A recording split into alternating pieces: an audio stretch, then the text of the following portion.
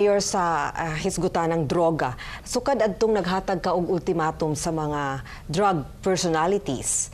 Duha na ka sa mga gidudahang pusher ang namatay sa dihang misukol sila sa pulis. Unsa ang imuhang warning sa mga pulis ug mga government employees nga nalambigit sa illegal nga droga? Hindi ako mag-warning sa pulis, mag-warning ko sa mga drogista.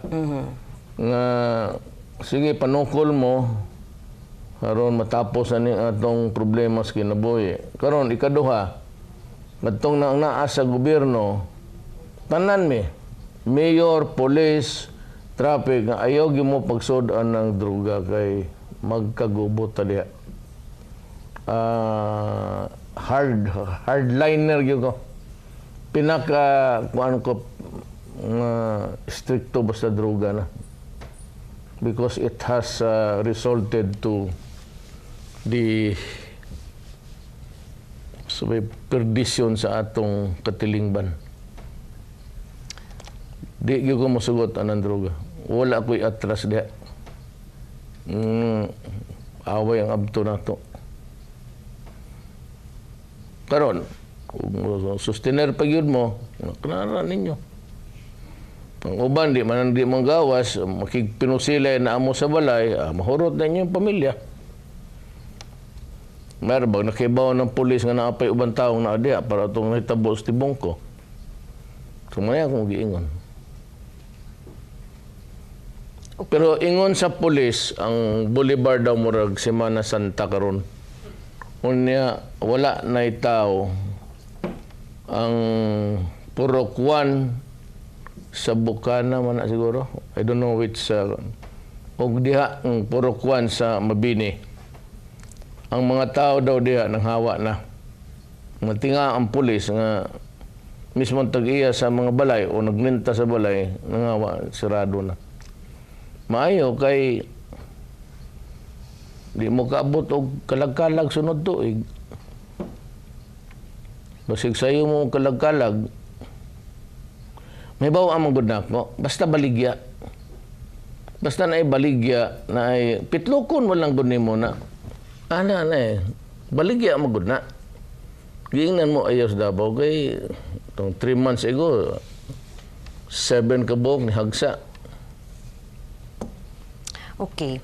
Mayor, karong semana adunay duha ka bihag nga mga sundalo ang buhian sa NPA.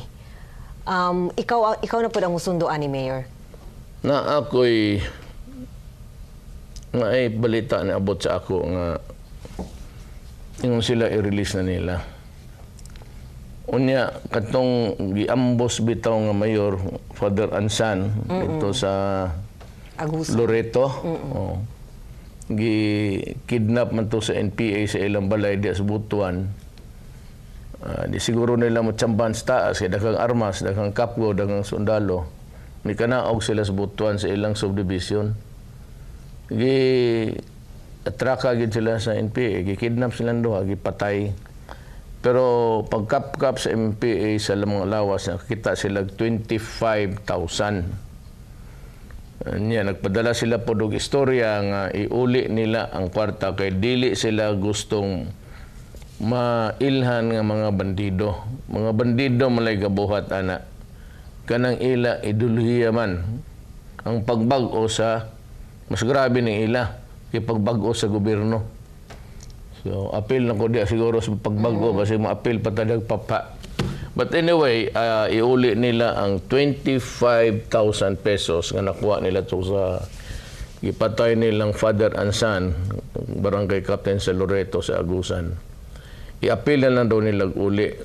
Pag-uli po nila sa si Marjon Sumalinog Anover o si Private First Class Nino L. Alvaro sa 25th IB gyapon.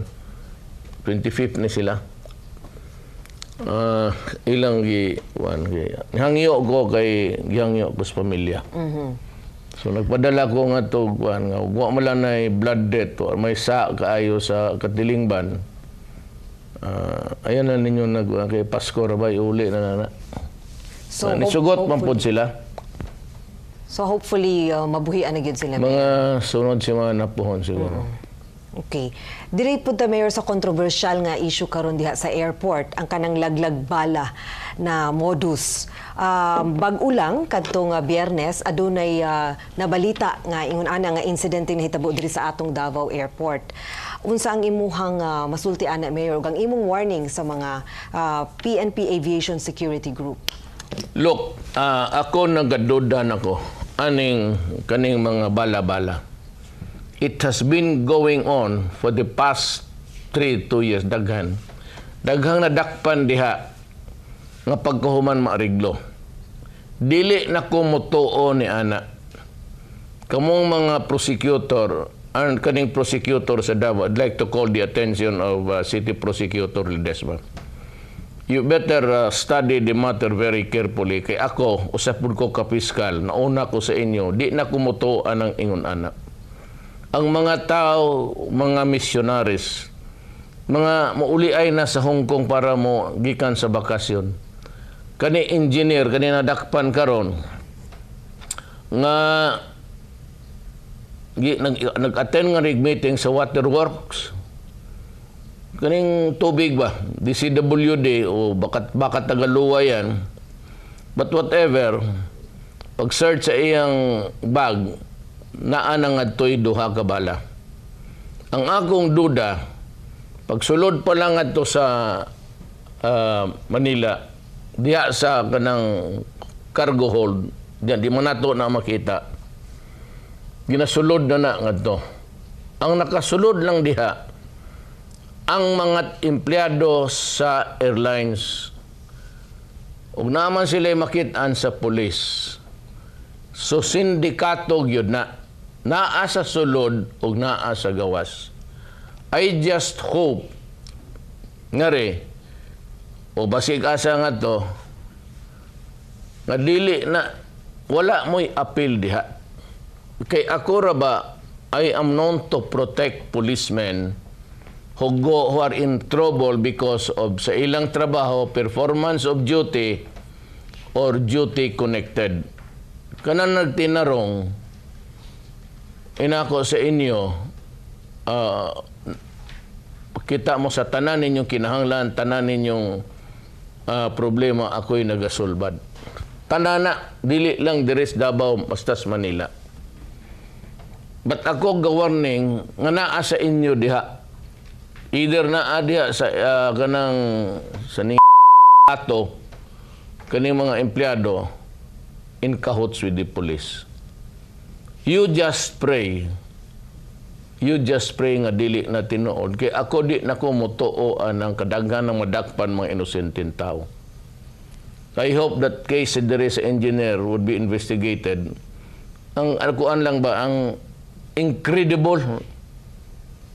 Ang mga tao, mga missionaries, mga 22, 9mm, way mga armas o tanan, way problemas kinabuhi mo nilang meeting. You better stop it. But I know that the PNP is conducting an investigation, ongoing. I hope that it will really exonerate you.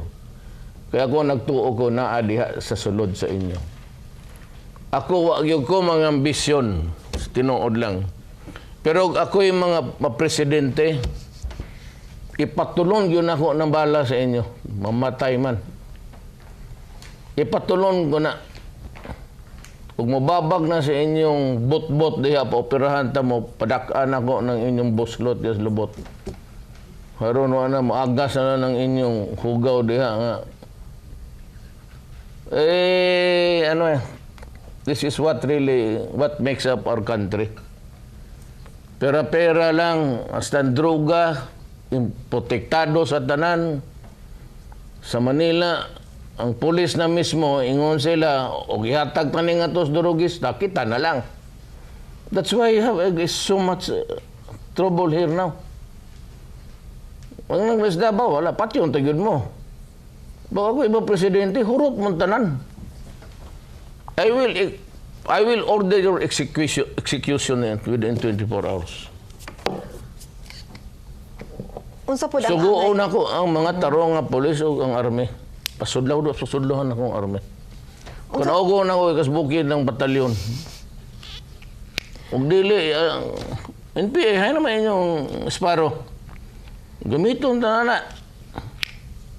Mayor, unsa po ang angay buhaton sa mga pasahero para di sila mabiktima ni anang laglag? Dili kay kana siguro gibutang gina nga tuksoksok. Kung maago ka bang mag-ilis ka di man ka magkuan, di man ka mag sa kanang mga bulsa-bulsa sa kuan ba? Bag. Di naman nimo na kisabuhi magtuwa na. Pero kung ikay kung ikay engineer, manding ka nga reconference, ano da ka magdakok bala? That's what I'm telling the prosecutors. Mingon sila, mere possession, correct. Mere possession po, kinhanan, hibaw ka nga nagdaka na. Kaya sa bala, manggo, di na kinanagamit, posedi, na mo kinanagamitong mo, patay ka pa, mere possession of an unlicensed firearm would get you time in jail. Og na hibaw ka, pa saan ang planting, kay daghan na kayo. It's an epidemic actually. Dire sa mga airport sa Pilipinas. I think the President should talk about this once and for all. Kaya niya na. Kaya niya. Ako yung mga presidente, ipatunog yun ako ng bala sa inyo.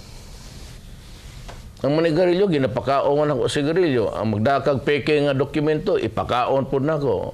Kanang inyong gibiduangan nga tao, siyang atubangan, ipainom na ko ang bala sa inyo. Mamatay mo, kay mo babag, emerisi. Idemanda ko nimo, tiwasan ta ka nga to sa hospital. Ug operahan ka, kay naibalang ka babag sa imong bituka, tangtangon ko ng imong oxygen. Binuangin ninyo. Mayor, do we have... Ayaw ko talaga yung ganon. Oppression o ka ng pagdaog-daog sa isang katao. Tamag ka sinabot diha. Oppression and you in English anong yun, suko naman ko. Oppression and you abuse your fellow men, ana, para makakwarta lang mo. Dili gina pwede sa ako. Dili gina pwede sa ako. Madabaw man nga rin. Ayaw yung gilabti. Kaya basi ingong kagtua ka sa Manila, di ko mayor nga to, gokdon to yung nga. Di man ko ninyo kaya. Kung sabi, kadlok nga na ako sa inyo, may police ka, may armas ka, may armas mo po ko, di. Binarilay ta. Kung ang tagkin sa'yo, tigas. Total, ako'y mamatay mo, tigas magyug ko. Sugot ko sa dili. Okay. Mayor, nanghina po sa padangatuang oras.